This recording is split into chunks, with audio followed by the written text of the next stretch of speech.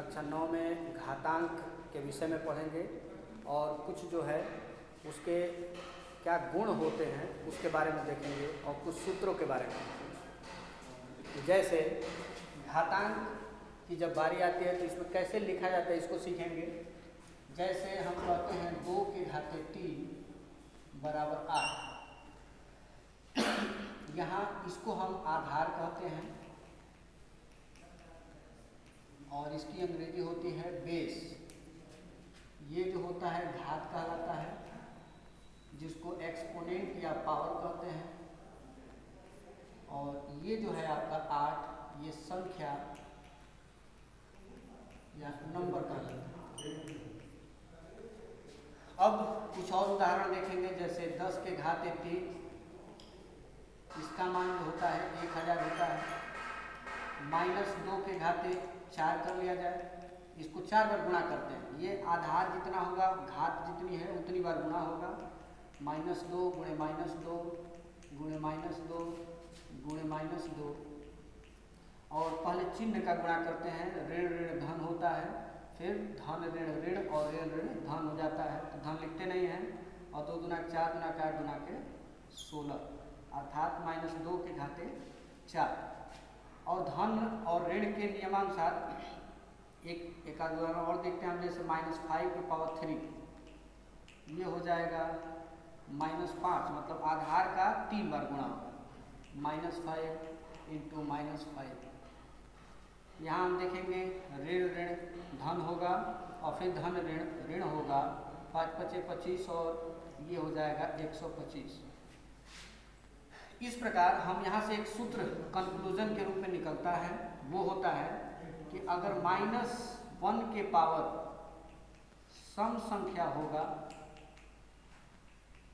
तो उसका मान सदैव +1, या इसको हम लोग केवल 1 भी लिखते हैं।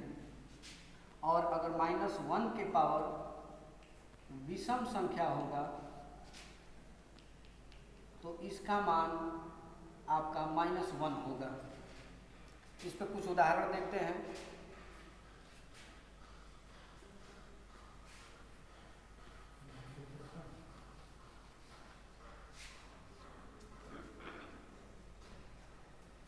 जैसे -1 के पावर अगर हम 100 की बात करें तो सबसे पहले घात को देखेंगे कि ये सम है कि विषम है। चूँकि लास्ट में 0, 2, 4, 6 और 8 होता है तो ये सम होता है। ये 2 से कट जाएगा, पूरी तरह से विभाजित हो जाएगा। और ये जब सम हो गया तो यहाँ सूत्र बताता है कि सम होने पे 1 या धन 1 लिखेंगे, अर्थात इसका मान 1 होगा। ऋण 1 के घात अगर हम कर दें 49, तो चूंकि ये 9 जो है 2 से नहीं कटेगा, इसलिए विषम हो गया और इसका मान हमेशा -1 होगा। अब यहाँ से कुछ कठिन सवाल बनाता है। जैसे मान लीजिए क्वेश्चन दे दिया -1 के पावर 6 × -2 के पावर 3 × -1 के पावर 19 अपॉन -1 के पावर 3 × 1 के पावर 4।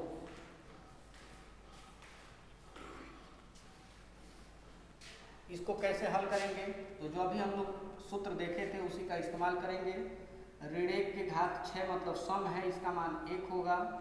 अब यहाँ ऋण 2 हो चाहे ऋण 3, चाहे कोई भी संख्या, अगर ऋण है यहाँ आपका विषम है तो वो ऋण आएगा ही। और 2 का 3 बार गुणा करेंगे तो 2 दूना 4 दूना के 8 होगा।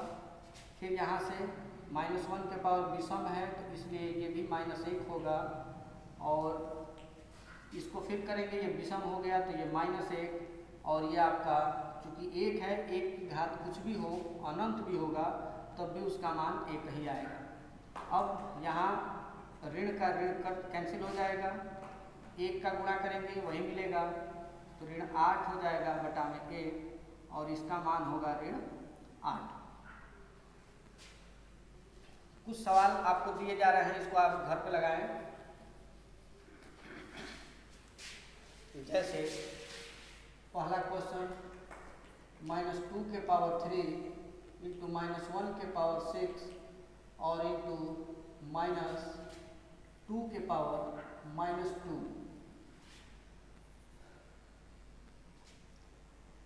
दूसरा -1 के पावर 6 इंटू -2 के पावर 4 अपॉन -1 के पावर 9। तीसरा -3 के पावर 2 इंटू -1 के पावर 49 इंटू -1 के पावर 102 अपॉन -1 के पावर 6 इंटू 1 के पावर 1001। इसे आप घर पे लगाएं। अब नेक्स्ट जो है हम घातांक के नियम देखेंगे। अभी तक तो हम केवल घातांक समझ रहे थे कि वास्तव में घातांक होता क्या है। उसमें एक आधार होता है, फिर उसकी घात होती है और उसको उतनी बार गुणा करने से संख्या प्राप्त होती है। घातांक के नियम।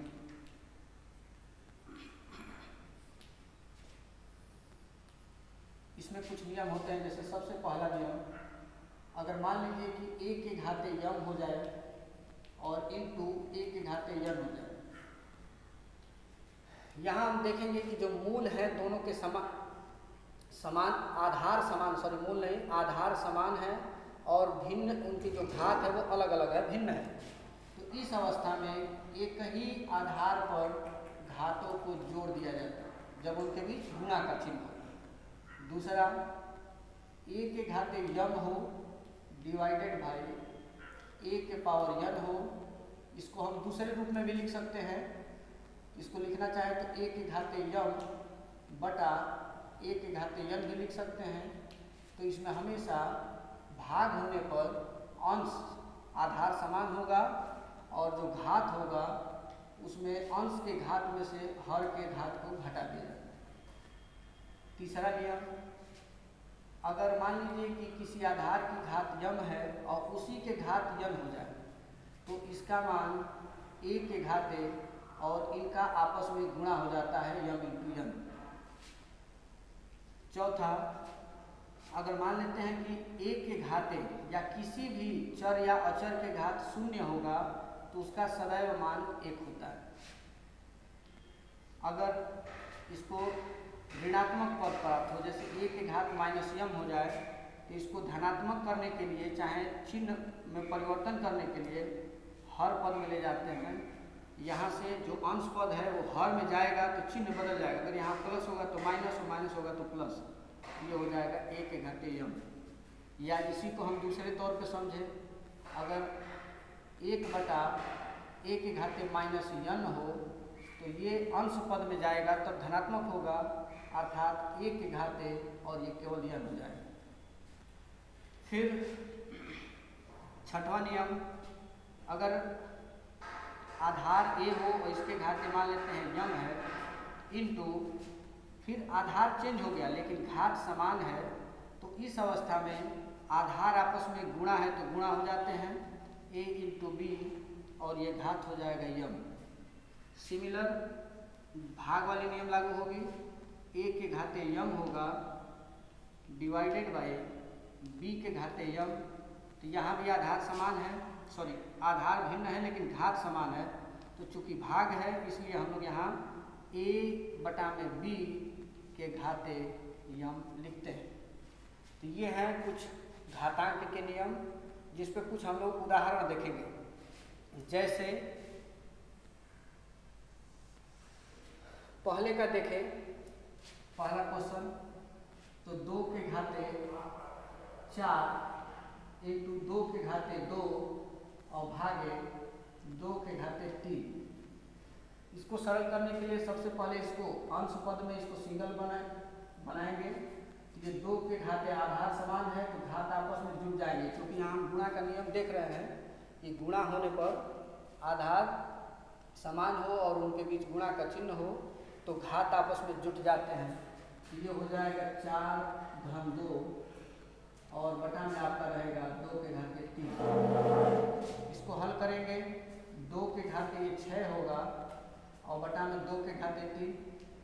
अब इसको ध्यान दिया जाए तो ये दूसरे नियम पर आधारित है, भाग वाला, जिसमें आधार समान है, भाग दोनों में है और ये जो है इनके घात अलग अलग है, भिन्न भिन्न है। इसमें क्या करते हैं, यम में से यन अर्थात अंश वाले घात में से हर वाले घात को घटा दिया जाता है और इस तरीके से हमको मिलेगा 2 के घाते 3 और इसको जब हम हल करेंगे तो पाएंगे कि ये 8 है।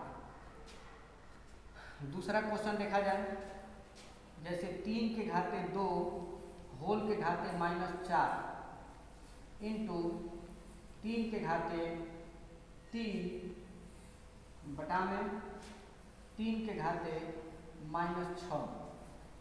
इसको हल करेंगे, ये पहले घात पे घात है, ये तीसरे नियम को लागू यहाँ किया जाएगा। घात पे घात होता है तो उनको आपस में गुणा करते हैं, तो ये हो जाएगा 3 के घात 4 गुना के 8 गुणे 3 के घात 3 और ये देखिए ये ऊपर चला जाएगा, ऊपर जाएगा तो ये ऋण है, ये नियम आपका ये वाला पालन कर रहा है, ये ऋण पद में है तो ये ऊपर जाके घात क्या हो जाएगा, धन हो जाएगा। ये 3 के घाते 6। अब इनको हल करेंगे तो 3 के घात ये -8 होगा और ये दोनों जुट जाएंगे +9 और ये आएगा 3 के घाते 1 अर्थात केवल 3, जो कि अभिष्ट आंसर हो जाएगा। तो इस तरीके से हम इन नियमों का पालन करते हैं। एक आध और उदाहरण देखते हैं।